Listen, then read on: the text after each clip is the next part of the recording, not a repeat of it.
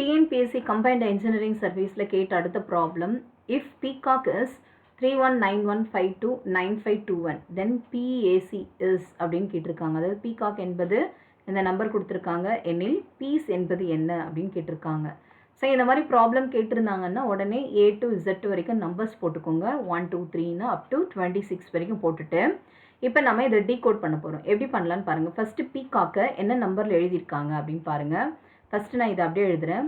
PEACOCK. ஓகேங்களா?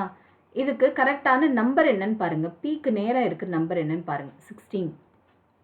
ஈக்கு நேராக இருக்கிற நம்பர் 5.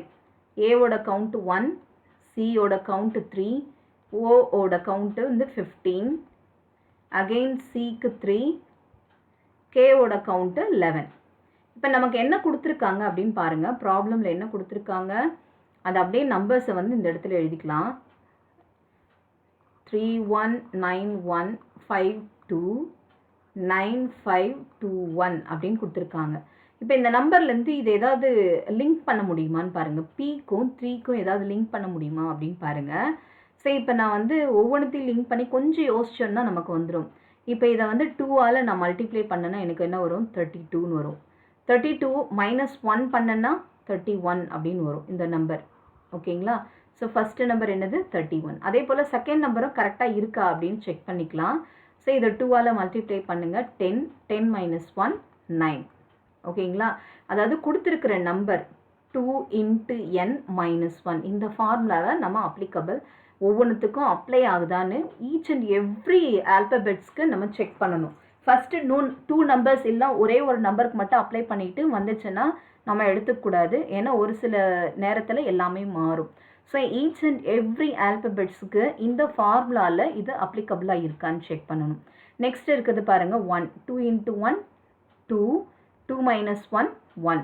அப்போ 9ம் இருக்குது 1ம் இருக்குது. நெக்ஸ்ட்டோட வேல்யூ பாருங்கள். 3 3 × 2 6 6 - 1 5. இப்போ 5ம் இருக்குது.